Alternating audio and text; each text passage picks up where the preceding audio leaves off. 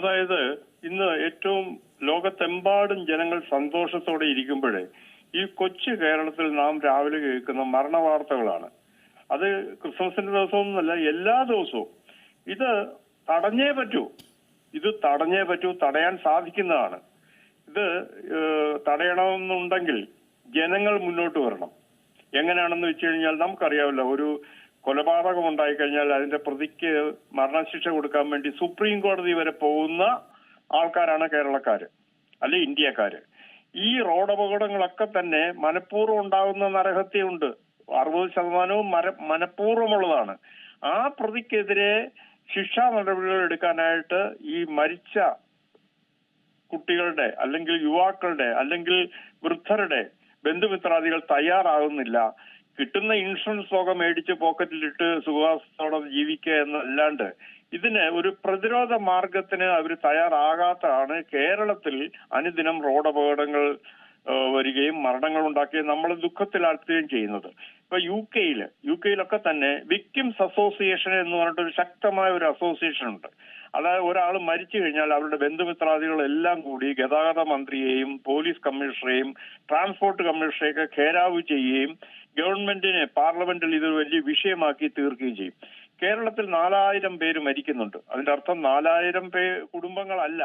കാര്യം ഒരാളിന് പല കുടുംബങ്ങളുണ്ടാവും, മക്കളുടെ കുടുംബമുണ്ടാവും. ഇതെല്ലാം ഛിന്ന ഭിന്നമായി അനാഥരാക്കുന്ന ഒരു ദുഃഖവാർത്ത നടന്നിട്ട് പോലും ഏതെങ്കിലും ഒരു വ്യക്തി, മരിച്ചുപോയ ഏതെങ്കിലും ഒരു വ്യക്തിയുടെ അനന്തരാവകാശി ബഹുമാനപ്പെട്ട മുഖ്യമന്ത്രിയെ കണ്ടിട്ട് ഒരു പരാതി കൊടുക്കുന്നുണ്ടോ?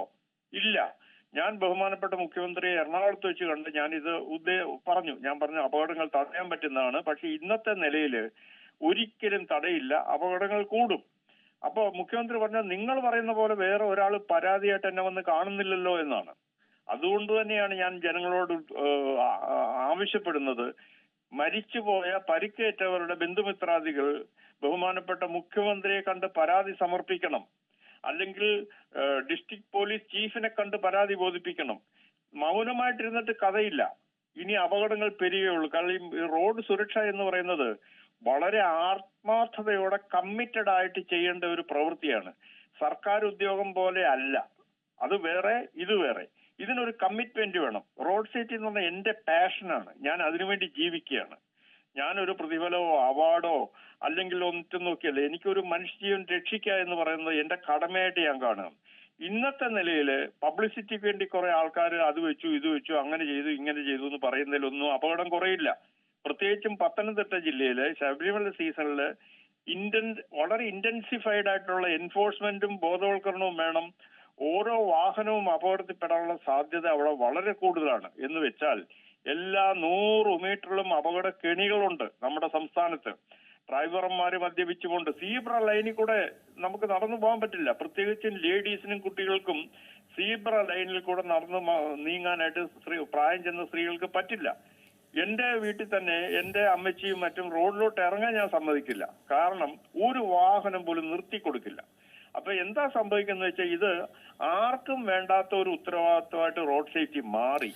ഒരു കാര്യം ചോദിച്ചോട്ടെ, ഈ സംസ്ഥാനത്തെ പ്രധാന അപകടങ്ങളൊക്കെ സംബന്ധിച്ചുള്ള വിവരങ്ങൾ സർക്കാരിന്റെ പക്കൽ യഥാക്രമം ഉണ്ടാകുന്നുണ്ടോ, അല്ലെങ്കിൽ സർക്കാരിന്റെ പക്കൽ ഉണ്ടോ എന്നുള്ളതൊക്കെ നമുക്ക് അറിയേണ്ട ഒരു കാര്യമല്ലേ? കാരണം ഏതൊക്കെ ജില്ലകളിൽ ഏതൊക്കെ ഭാഗങ്ങളാണ് അതീവ അപകട മേഖല എന്നൊക്കെ കൃത്യമായി മനസ്സിലാക്കേണ്ട ഒരു കണക്ക് സർക്കാരിന്റെ പക്കൽ ഉണ്ടോ എന്നുള്ളതും ഒരു ചോദ്യചിഹ്നം തന്നെയല്ല. അതുപോലെ തന്നെ ഈ പറഞ്ഞു വെച്ച തഴമ്പിച്ച കാര്യങ്ങൾ ഒരു നടപടിയും ഉണ്ടാകുന്നില്ല എന്നത് ആശയക്കുഴപ്പം ഉണ്ടാക്കുന്ന ഒരു കാര്യമാണ്. അതെ, താങ്കൾ പറഞ്ഞ വളരെ ശരിയാണ്. സർക്കാരിന്റെ പക്കൽ ഇതിനെപ്പറ്റി യാതൊന്നും ഇല്ല എന്നുള്ളതിന്റെ തെളിവാണിത്. ഇപ്പൊ ഒരു രാഷ്ട്രീയ കൊലപാതകം ഉണ്ടായാൽ ഉടനടി ഒരു കളവുണ്ടായാൽ കേരളത്തിലെ പോലീസ് അതിമിടുക്കന്മാരാണ്. അവരെങ്ങനെങ്കിലും മണിക്കൂറുകൾക്കകം പ്രതിയെ പിടിക്കും. എന്തുകൊണ്ട് ആ കേരള പോലീസ് തന്നെ റോഡ് അപകടങ്ങൾ തടയാനായിട്ട് ഒന്നും ചെയ്യുന്നില്ല? മോട്ടോർ വെഹിക്കിൾ ഡിപ്പാർട്ട്മെന്റ് എന്ന് പറയുന്നവർക്ക് വേണ്ട സൗകര്യങ്ങൾ ചെയ്തു കൊടുക്കുന്നില്ല. വാഹനങ്ങളില്ല, ഇന്ധനമില്ല. ഹൈവേ പോലീസിന് തന്നെ വേണ്ടത്ര സ്റ്റാഫില്ല, വാഹനമില്ല. അപ്പൊ ഇതിനൊക്കെ തന്നെ സൗകര്യങ്ങൾ ചെയ്തു കൊടുക്കേണ്ടത് സർക്കാരാണ്. നമ്മളിൽ നിന്നൊക്കെ നമ്മുടെ ജീവൻ രക്ഷിക്കാൻ വേണ്ടി നമ്മൾ ടാക്സ് കൊടുക്കുന്നത് കൂടാതെ റോഡ് സേഫ്റ്റി സെസ്സും കൊടുക്കുന്നുണ്ട്. റോഡ് സേഫ്റ്റി അതോറിറ്റി എന്നും പറഞ്ഞൊരു അതോറിറ്റി രൂപം കൊണ്ടിട്ട് പോയി 2004 രൂപം കൊണ്ടത്. ഇപ്പൊ 20 കൊല്ലം കഴിഞ്ഞു. സത്യത്തിൽ എന്താണ് അവിടെ നടക്കുന്നത്? ഇപ്പൊ ഞാൻ അതിലെ മെമ്പറാണ്, മീറ്റിങ്ങിനൊക്കെ പോകാറുണ്ട്. അതിൽ കിട്ടുന്ന ഫണ്ട് വീതം വെക്കുന്നതല്ലാണ്ട് പ്രിവെൻഷന് വേണ്ടി ശക്തമായിട്ട് ഒരു നടപടി ഉണ്ടാകുന്നില്ല എന്നുള്ള ദുഃഖസത്യം ഈ ശ്രോതാക്കളെ ഞാൻ അറിയിക്കുകയാണ്. നമ്മളൊക്കെ അപകടം ഉണ്ടാകുമ്പോൾ ആ വീട്ടിൽ പോയി റീത്ത് വെക്കുന്ന MLA-മാരുണ്ടാവും, MP-മാരുണ്ടാവും. നിങ്ങൾ ഉണർന്ന് പ്രവർത്തിക്കണം. അല്ലെങ്കിൽ ജനങ്ങളെ ഇളകിയേ പറ്റുള്ളൂ. കാര്യം ഇത് തടയാൻ പറ്റുന്ന ഒന്നാണ്. ഇപ്പൊ 82% അപകടങ്ങളുടെയും മൂല കാരണം ഡ്രൈവറുടെ അനാസ്ഥയാണ് എന്ന് നമ്മുടെ സ്റ്റേറ്റ് ക്രൈം റെക്കോർഡ്സ് ബ്യൂറോ സൂചിപ്പിക്കുന്നുണ്ട്. എന്തുകൊണ്ടും സംസ്ഥാന സർക്കാർ, മുഖ്യമന്ത്രി ഇതിനൊരു പ്രാധാന്യം കൊടുക്കുന്നില്ല. അപ്പൊ അതെന്താന്ന് വെച്ചാൽ ആരും പരാതി ചെയ്യുന്നില്ല. അദ്ദേഹത്തിന്റെ അടുത്തോ അല്ലെങ്കിൽ ജില്ലാ പോലീസ് മേധാവിക്ക് പരാതി കൊടുക്കുന്നില്ല എന്ന് തന്നെ വ്യക്തമായിട്ട് പറഞ്ഞിട്ടുണ്ട്. അപ്പോ മരിച്ചവരോ മരിച്ചു, എന്റെ മകൻ മരിച്ചു, എനിക്ക് കിട്ടിയ നഷ്ടപരിഹാരത്തെ വെച്ച് ഞാൻ അടിച്ചു പൊളിച്ച് ജീവിക്കുക എന്നുള്ള ചിന്ത അതൊരു ക്രൂരമായ ചിന്തയാണ്. അങ്ങനെ മേടിച്ച് തിന്നുന്നവൻ ശവം തിന്നുന്നതിന് തുല്യമാണെന്ന് ഞാൻ പറയുകയാണ്. ക്ഷമിക്കണം എന്നോട്. ദുഃഖമുണ്ടാക്കുന്ന വാർത്തകൾ തന്നെയാണ് ഈ അപകട മരണവുമായി ബന്ധപ്പെട്ട് വരുന്നത്. അപകടങ്ങൾ മാത്രമല്ല, മരണം സംഭവിക്കാതെ അംഗവൈകല്യങ്ങൾ സംഭവിച്ച നിരവധി പേരാണ് ഈ ഒരു റോഡ് സുരക്ഷയുമായി ബന്ധപ്പെട്ട് തന്നെ നിലവിൽ നിലനിൽക്കുന്നത്. ഈ അപകടങ്ങളെ പറ്റി സർക്കാരിന് ചുരുങ്ങിയ തോതിലെങ്കിലും അറിയാമെന്ന് വിചാരിക്കുന്നു. അപ്പോൾ കണക്കുകളുമുണ്ട്, ഇവയുടെ ചിത്രങ്ങളുമുണ്ട്, എന്നിട്ടും നടപടികൾ ഫലവത്താകുന്നില്ല. ഓരോ സർക്കാർ മാറി വരുമ്പോൾ പോലും ഈ അപകടങ്ങളുടെ കണക്ക് കുത്തനെ കൂടുകയാണ്. ഈ ഒരു കൃത്യമായിട്ടുള്ള ഒരു മാറ്റം ഇതിന് ില്ലെങ്കിൽ ഇനി മുന്നോട്ടുള്ള കാര്യങ്ങൾ നമുക്ക് നിയന്ത്രിക്കാൻ പറ്റാത്ത തരത്തിലേക്ക് മാറും. ഉറപ്പാണ്. കാര്യം പൊതുനിരത്തിലേക്ക് ഇറങ്ങാൻ എന്റെ ബന്ധുമിത്രാദികളെ ഞാൻ സമ്മതിക്കില്ല. ഞാൻ വണ്ടി ഓടിക്കാറില്ല. ഇപ്പൊ ഞാൻ ടാക്സി പിടിച്ചേ പോകാറുള്ളൂ. കാരണം വണ്ടിയായിട്ട് റോഡിൽ ഇറങ്ങിക്കഴിഞ്ഞാൽ എന്തെങ്കിലും പ്രശ്നങ്ങൾ ഉണ്ടാകും. ക്യാമറയെ പതിയും, അല്ലെങ്കിൽ എന്തെങ്കിലും ഒരു കുറ്റത്തിന് നമ്മളെ ശിക്ഷിക്കപ്പെടും. അതുകൊണ്ട് പേടിച്ചിട്ട് ടാക്സി കൊടുത്ത വണ്ടി ഞാൻ വീട്ടിൽ ഇട്ടിട്ട് ടാക്സി ഓടിച്ചു പോകുന്നതാണ് എനിക്ക് സൗകര്യം. കാര്യം നമ്മൾ റോഡിൽ പീഡിപ്പിക്കപ്പെടുകയാണ്. ഇപ്പൊ മര്യാദയ്ക്ക് റോഡ് ഉപയോഗം ചെയ്തിട്ട് ഒരാള് വിദേശത്തുനിന്ന് വന്ന ആളാണ് ഞാൻ. എന്നെ മാതിരി 100 ആയിരക്കണക്കിന് ആൾക്കാർ മര്യാദയ്ക്ക് പ്രത്യേകിച്ചും ഗൾഫിൽ നിന്നൊക്കെ വരുന്നവരും മര്യാദയ്ക്കാണ് റോഡിൽ വണ്ടി ഓടിക്കുന്നത്. പക്ഷേ ഇവിടെ ലോക്കലായിട്ട് ഓടുന്ന ചില വാഹനങ്ങൾ, ഞാൻ പേര് പറയുന്നില്ല, അവരെങ്ങനെയോ ഡ്രൈവിംഗ് ലൈസൻസ് സംഘടിപ്പിക്കുന്നു, വണ്ടി തലങ്ങനെയും വിലങ്ങനെയും വെട്ടിച്ചു മാറ്റുന്നു. റോഡ് സെൻസ് അവർക്കില്ലായ്മ മൂലമുള്ള അപകടങ്ങൾ വളരെ കൂടുതലാണ്. അപ്പൊ നമുക്ക് ബ്ലഡ് പ്രഷർ കൂടുകയാണ് അനാവശ്യമായിട്ട്. അതിന്റെയൊക്കെ കാരണം എന്താ? Road behaviour. അത് റോഡ് സേഫ്റ്റി രംഗത്ത് ഞാൻ 28 കൊല്ലമായിട്ട് പഠിപ്പിച്ച ആദ്യത്തെ എന്റെ നിവേദനം EK നായനാർ സാറിന് കൊടുത്തത് റോഡ് സുരക്ഷ സ്കൂളുകളിൽ പഠിപ്പിക്കണം. ഇന്ന് വരെ അതിനൊരു തുടക്കം ആയിട്ടില്ല. റോഡ് സുരക്ഷ സ്കൂളിൽ പഠിപ്പിക്കണം. പ്രത്യേകിച്ച് പോലീസിന് ഒരു പ്രത്യേക വിങ് ഉണ്ടാകണം. അതായത് traffic and road safety wing എന്ന് പറഞ്ഞ വിങ് ഉണ്ടാകണം. ആ പോലീസുകാര് തെറ്റായ രീതിയിൽ പോകുന്നവരെ പിടിച്ച് കൈയോടെ ശിക്ഷിക്കണം. തീർച്ചയായും. അപ്പോൾ താങ്കൾ സൂചിപ്പിച്ചതുപോലെ തന്നെ ഈ ലൈസൻസ് കൊടുക്കുന്നതുമായി ബന്ധപ്പെട്ടുള്ള ഈ ഒരു പ്രായപരിധി അത് ഇനിയും ഒരു മാറ്റം വരുത്തണ്ടേ? കാരണം ഈ 18 വയസ്സ് തികയുമ്പോഴേക്കും വാഹനങ്ങൾ കയ്യിൽ കൊടുക്കുന്ന മാതാപിതാക്കളുടെ ഒരു മനോഭാവം അത് തന്നെയാണ് മാറ്റേണ്ടത്. ഇപ്പോൾ നമ്മൾ മൊബൈൽ ഫോണൊക്കെയാണ് ഒരു കുട്ടിക്ക് ആദ്യം തന്നെ ഗിഫ്റ്റ് കൊടുക്കുക. അതിൽ നിന്ന് മാറി ഇപ്പോൾ വാഹനങ്ങളിലേക്ക് മാറിയിരിക്കുകയാണ്. മലയാളികളുടെ ഒരു വാഹനപ്രിയം അതും ഈ ഒരു അപകടങ്ങൾ പെരുകുന്നതിന് തീർച്ചയായിട്ടും ഒരു വാഹനം വാങ്ങുമ്പോൾ നമുക്ക് നമ്മുടെ സാമ്പത്തിക സ്ഥിതി മനസ്സിലാക്കണം. നമ്മൾ ഡെയിലി ഉപയോഗിക്കുന്ന റോഡിന്റെ ടെറൈൻ മനസ്സിലാക്കണം. പിന്നെ നമുക്ക് അത് സേഫ് ആണോ എന്നുള്ള ബോധ്യം വേണം. അല്ലാതെ കണ്ട പരസ്യം കൊണ്ടോ കാണുന്ന സെയിൽസ്മാൻമാരുടെ വായിലിരിക്കുന്ന കേട്ടിട്ടോ ഒരു വണ്ടി വാങ്ങരുത്. കാര്യം കഴിവതും വണ്ടി വാങ്ങാതിരിക്കുക. കാര്യം റോഡിൽ സ്ഥലമില്ല. ഇപ്പൊ നമ്മൾ 1.25 കോടി വാഹനങ്ങൾ കേരളത്തിൽ രജിസ്റ്റർ ചെയ്യപ്പെട്ടിട്ടുണ്ട്. അതിന്റെ 70% വീട്ടിൽ പാർക്ക് ചെയ്തേക്കാണ്. ഇതെല്ലാം കൂടെ റോഡിലോട്ട് ഇറങ്ങിക്കഴിഞ്ഞാൽ നടക്കാൻ പോലും സ്ഥലമില്ല. ഇപ്പൊ തന്നെ ഇല്ല. അപ്പൊ റോഡ് വികസനം നടക്കുന്നില്ല. ദേശീയപാത അതോറിറ്റി കുറെ റോഡുകൾ വരുന്നുണ്ട്. പക്ഷെ അതൊന്നും കേരളത്തിലെ അവസ്ഥകൾക്ക് പറ്റിയതല്ല. കാര്യം വെറ്റ് കണ്ടീഷൻ. കേരളത്തില് 60% സമയത്തും മഴയാണ്.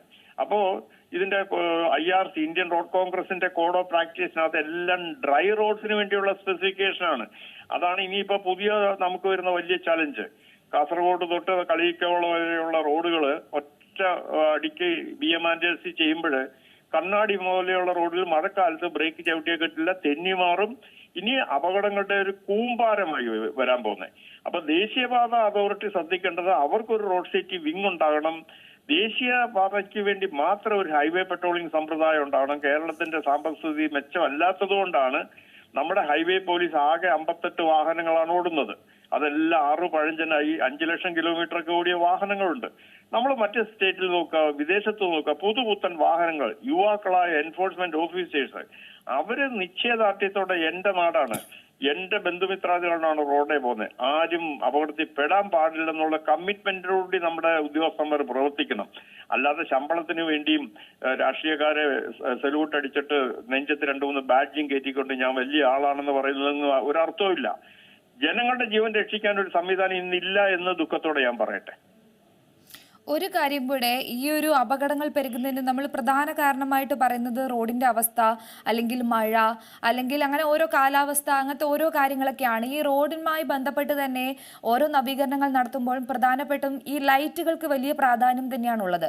അതിൽ വലിയ മാറ്റങ്ങൾ കൊണ്ടുവരുന്നുണ്ടെങ്കിൽ പോലും പല സ്ഥലങ്ങളിലും ഇപ്പോഴും ലൈറ്റുകളൊന്നും സ്ഥാപിച്ചിട്ടില്ല. ഇതൊക്കെ വലിയ ക്രമക്കേട് തന്നെയല്ലേ? താങ്കൾ പറഞ്ഞ വളരെ പ്രധാനപ്പെട്ട ഒരു പോയിന്റാണ്. അതായത് ഹൈവേകളിൽ ഇപ്പൊ ഉദാഹരണത്തിന് ടോൾ പിരിക്കാൻ പോകുന്ന ഹൈവേകൾ ഇപ്പൊ ദേശീയപാത പുതിയതായിട്ട് പണിയുന്നുണ്ട്. അവിടെ അവര് ലൈറ്റ്, സ്ട്രീറ്റ് ലൈറ്റുകൾ പിടിപ്പിക്കില്ല. അപ്പൊ അത് പിടിപ്പിക്കേണ്ടത് അത് തദ്ദേശ സ്വയംഭരണ സ്ഥാപനത്തിന്റെ ഡ്യൂട്ടി ആയിട്ടാണ് അവർ കണ്ടേക്കുന്നത്. അപ്പൊ ഇതിനൊരു ഏകോപനമില്ല. ആർക്കാണ് ലൈറ്റ് പിടിപ്പിക്കാനുള്ള അധികാരം, ആരാണ് പിടിപ്പിക്കേണ്ടത്, അത് ക്ലിയർ ആയിട്ട് വ്യക്തമാക്കണം സർക്കാർ. രണ്ടാമത്തെ ലൈറ്റ് എന്ന് പറഞ്ഞാൽ കാറുകളുടെ ലൈറ്റുകളാണ്. കാറുകൾ, ചെറിയ കാറുകൾ പോലും ഒറിജിനൽ എക്യുപ്മെന്റ് അല്ലാതെ, ഒറിജിനൽ എക്യുപ്മെന്റ് ഹലോജൻ ബൾബ് 55-65 വാട്ട്സിൽ വരുന്ന ബൾബാണ്.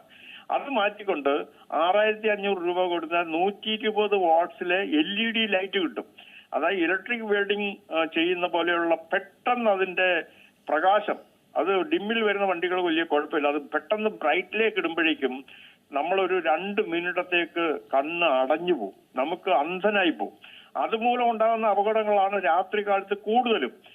അത്തരം വണ്ടികൾ അത് പിടിച്ചെടുത്ത് പറിച്ചു കളയാനുള്ള ഉദ്യോഗസ്ഥന്മാർ ഉണ്ടായിരുന്നു MVD-യില്, പോലീസില്. ഇപ്പൊ അവരെന്തുകൊണ്ടോ ചെയ്യുന്നില്ല. ഇത് വളരെയധികം നന്ദി ഉപേന്ദ്രൻ നാരായണൻ നമ്മളോട് ഇത്രയും നേരം ഈ ഒരു വിഷയവുമായി ബന്ധപ്പെട്ട് പ്രതികരിച്ചതിൽ.